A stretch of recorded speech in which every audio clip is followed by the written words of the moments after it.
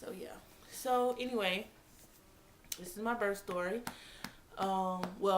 This is Maya's, my labor story for Maya. Um, I went into my doctor's appointment for my 37th week, and you're just not gonna burp, are you? Went in for my 37-week checkup, and my blood pressure still wasn't, doing really good. So he said that I had preeclampsia, and the only way to cure preeclampsia, just like gestational diabetes, is to deliver your baby. And from 30 weeks to 37 weeks, my blood pressure had been really high. And every week that I was going to doctor's appointments from um, week 28, I think, from 28 to 37 weeks, every week I was being admitted, upstairs to labor and delivery for them to check my blood pressure and, make sure my gestational diabetes was, under control, which they ended up having to put me on medication called glyburide for my gestational diabetes to, regulate it. So anyway, I went to my doctor's appointment, and my blood pressure, I think it was 180 something over 100 and something. So, you want to talk to you? You can't make your debut to the end of the story, okay? You're not sure what you look like. But anyway, so he checked my blood pressure was really high, and what else? My blood pressure was high, and he was worried that he knew it was time for me. So he went ahead and checked me, and I was I think he said 2.5 centimeters, almost 3 centimeters dilated. So he went ahead and induced me, sent me upstairs to labor and delivery. And when I got there, all the rooms were full. Every single room was full. It was me and another girl in a triage room, and she was in labor, and I wasn't in labor. So, I was hearing her. She was in there breathing all hard, and she was crying, and, it kind of scared me, because I know I was about to be going through that in a couple of hours. So, she got her room, and then, they had all of the labor and delivery rooms were full, all of the postpartum rooms were full, and all of the triage rooms were full. So, it was a lot of people having babies that day. So she got her room, and then another girl came in, and I think after about 2 hours was when I finally got a room. So I went in, and my husband left because I forgot my phone charger, and I had to have my phone to call my family and let my friends and stuff know that I was gonna be induced that day. So when my husband left, about an hour or so later, my doctor came in, and he told me he was gonna, break my water. And yeah, whoever told you when they break your water it feels like you peed on yourself, they lied. It might have felt like that for them, but for me, that's not what it felt like. It felt like somebody threw a hot water balloon at me and it bust. That's what it felt like, and it just didn't. I thought it would just gush out and then that would be it, but no, you are leaking the whole time. You have to keep a towel between your legs when you go to the bathroom and stuff. Oh my God, it was crazy. So after he did my they hooked me up to the machines, and he broke my water. I skipped. I have really bad veins, like they roll. So like you might feel it. They would think they had one. As soon as they stick me, my vein would roll to another side, and they couldn't get it. They couldn't get an IV in. So I had, I think, 3 nurses come in to try to do my veins, and this happened every single time that I went in. Every time they took me, they made me go upstairs to labor and delivery for those other doctor's appointments, every time I got stuck at least 3 or 4 times. So my hands were really sore, and this time it took 3 nurses, and then they ended up just calling the anesthesiologist to come in, and he had to numb my hand and find a vein. It was bad. I think I got stuck like 6 times. It was ridiculous. But they put me on, I think they were going to put me on magnesium, but they ended up not doing that because my doctor said, I was going to be delivering her, so they didn't want to put me on any other medications. But they gave me some fluids because I was dehydrated, and it made me shake really bad. And then they put me on Pitocin to make my contractions start. And I think I went for 3.5, 4 hours without any medicine, and it really wasn't that bad to me.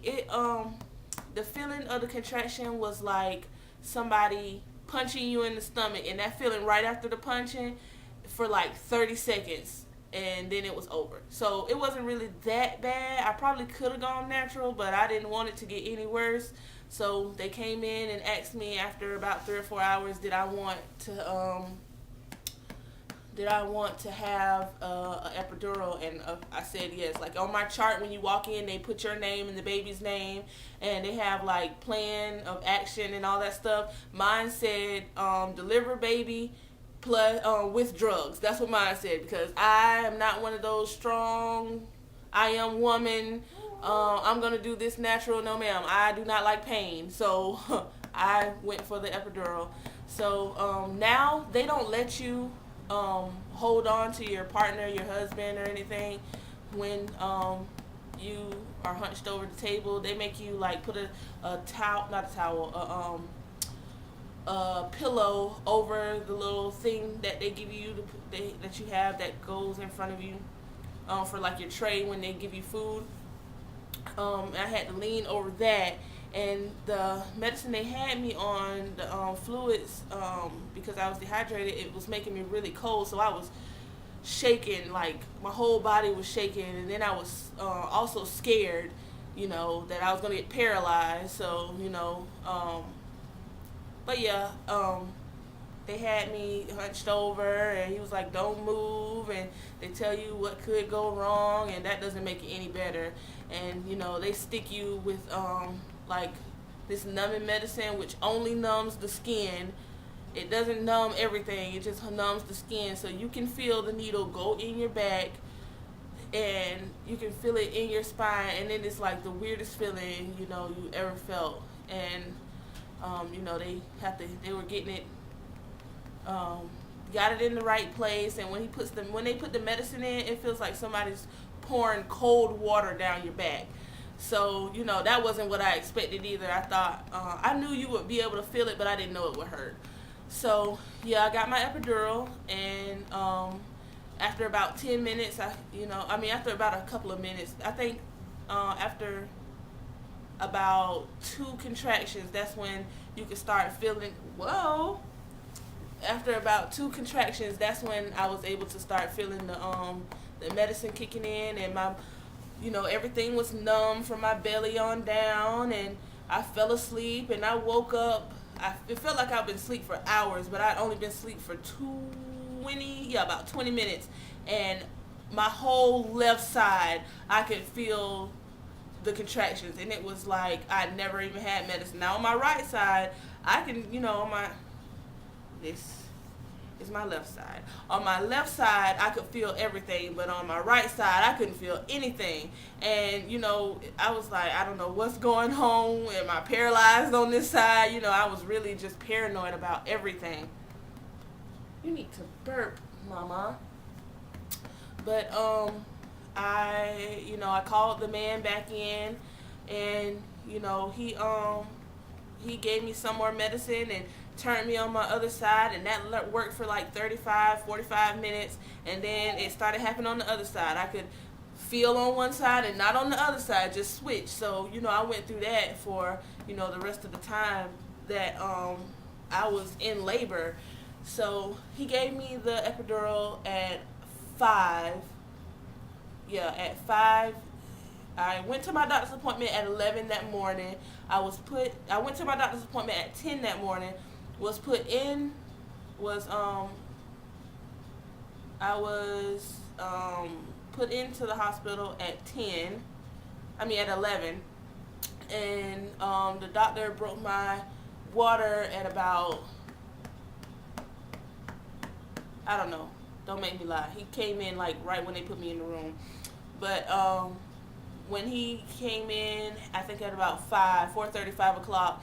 That's when he checked me for the epidural, and I was 4.5 centimeters then.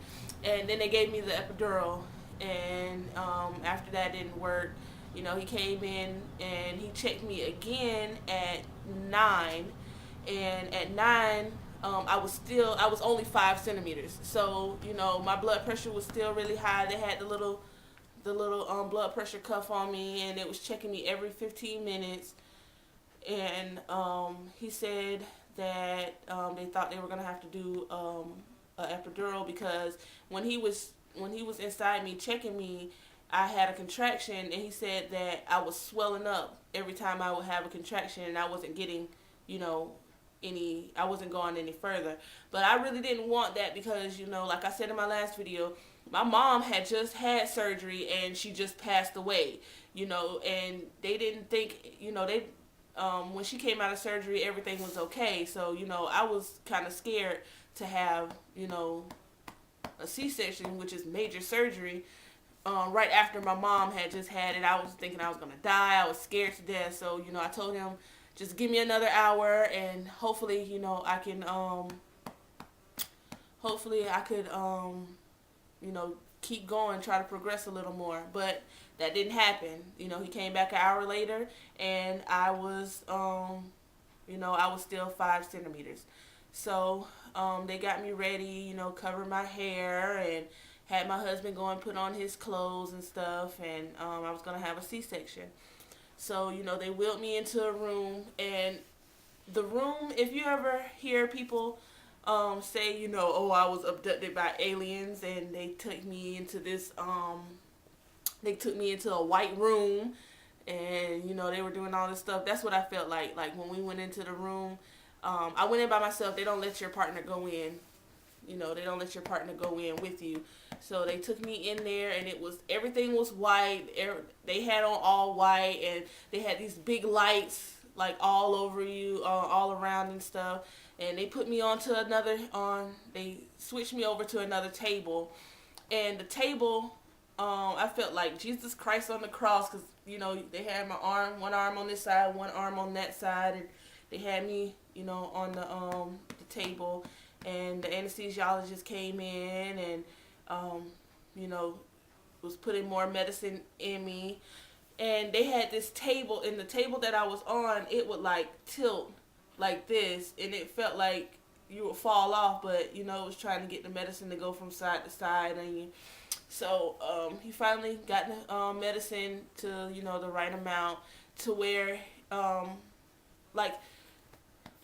another thing, I thought when you have a cesarean, you don't feel anything. That is not true. You do feel, you know, tugging and pulling, but you can't tell, like, he had this little stick with, it was like this big, but it had like a angle in, and it was pointy at one side, and you couldn't tell if he was running his finger across or that sharp point across. So, you know, it felt the same, basically. So you could still feel them, but you couldn't feel that you were being sliced open, just put it like that. So, you know, I was so drunk, and it felt like I was drunk, like, and drugged up so much I could barely keep my eyes open. And, you know, they brought my husband in, and they started, you could feel them putting the like, cleaning that little brown stuff on you, and it just felt, you couldn't tell that's what they were doing, but that's what they were telling me they were doing.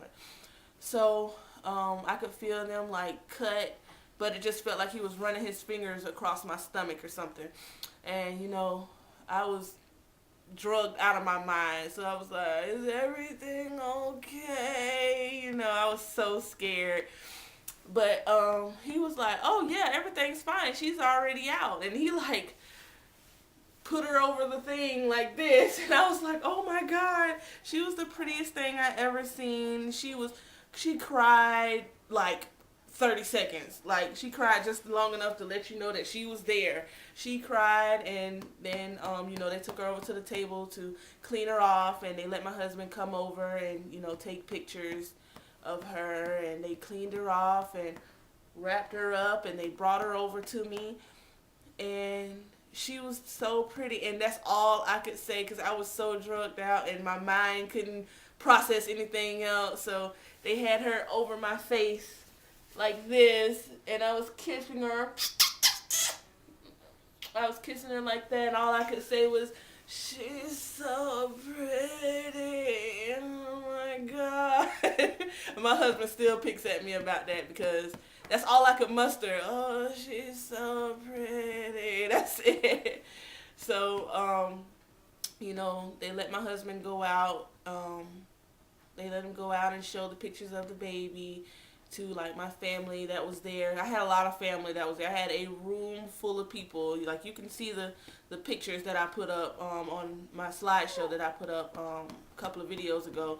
But there were a lot of people. It had to be like, at the most, when it was the most traffic in there, it was probably about 10 people in my room. So, they stitched me up and put the tape on me, and they put this like ball they had some like a tube going into my belly. Yeah, they had a tube going into my belly. This is all for you. I'm talking about you, Maya. So yeah, they I had this little ball that was connected to my bed, and they it took about I'd say about 30-40 minutes for them to like stitch me up to where they put me back on my hospital bed and took me back to my room. And then I couldn't see her for an hour, and nobody could come into my room for an hour because they had to like check her, because I had gestational diabetes. They had to check her breathing and check her blood sugars, and yeah. So then they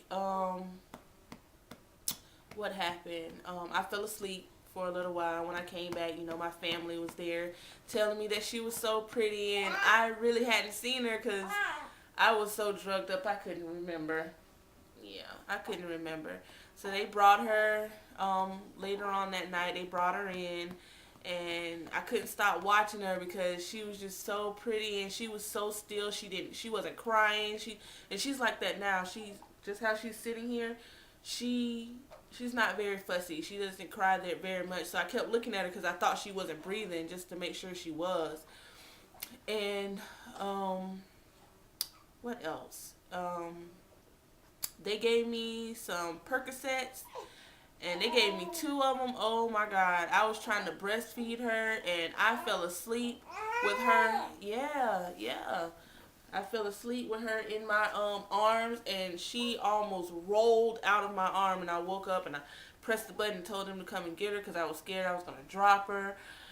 And I ended up having to stay in the hospital for 3 days. I was supposed to stay longer, but I was ready to go. I was ready to take my baby home, and I probably should have stayed longer because after bringing her home and stuff, my blood pressure was still really high, and I had to be put on medicine, and I had to come back every week for I had to come back the next week and the week, I think for the next 3 or 4 weeks, I had to come back to the hospital, to my doctors so they could check my blood pressure because it was still out of control. Yeah, and then when it did get under control, they took me off the medicine too fast, and then it went right back up. So yeah, when she was born, she was 6 pounds 4 ounces. She was 19.5 inches long. She was born on Veterans Day baby, and she's 2 months old now, and she's stinky right now too. She needs a diaper change. But this is my little Amaya. It's my little chocolate drop. All of this hair. I'm going to have so much fun with that. See that hair? Just from all that heartburn that I had. It was terrible, especially in the last couple of weeks. Yeah. Yeah, mama. So yeah, she's 2 months old. She turned 2 months old yesterday, and she has her 2 month old um, checkup tomorrow, and I think she gets her first set of shots. Um, since I had her, I've lost 40 pounds, and I don't know how, because I eat whatever I want to eat. I only breastfed for the first for about 2 weeks, and I wish I would have done longer, but I was trying to do breastfeeding and bottle was just so much easier to where she wouldn't even take the breast anymore. So she, so she did, she, you know, she's a bottle baby. She's getting bigger. Last doctor's appointment, she was 9 pounds, I think. You want to give mommy kisses? Hmm? Give mommy kisses, Maya? Yeah, yeah, yeah. But she has a doctor's appointment tomorrow. The way I feel now, she feels like she's about 12 pounds. She's a really good baby, just like she's sitting here. She sits up and, well, she sits with me and she'll, watch TV with me. We sit and have a little conversation. She's starting to coo a little bit. We've been places. We went to the Nutcracker and she did good there. Just how she's sitting here now, she's the same way. If we go to performances, when we go to church with the choir singing and the preacher preaching, she's just like this. She's a pretty calm baby. We call her the boss lady because she's kind of bossy. She wants what she wants when she wants it, and she wants it now. Isn't that right, Maya? That's right, huh? That's right. Mwah.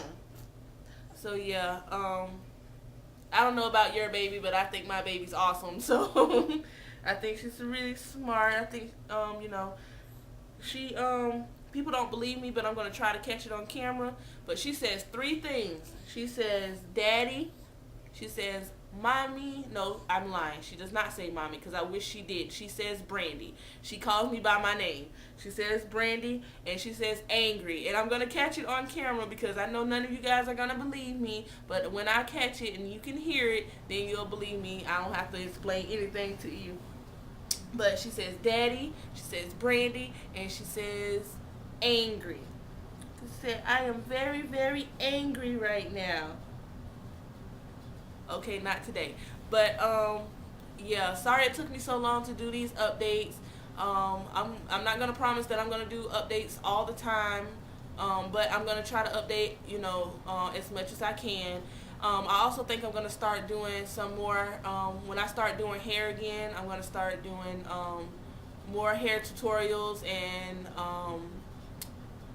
yeah, just if you guys have any questions, you have any questions for me, you can always inbox me. You can always leave comments, and I'll get to you. It's a lot easier for me to do videos when you guys ask questions too. So, go ahead and do that. So, yeah, I'm gonna give Miss Amaya. I'm gonna give her a bath and give her a special bottle so she can go to sleep tonight. And yeah, like I said, if you have any questions about her, have any questions about me, any requests for the videos, just send it to me and I'll do it as quickly as possible.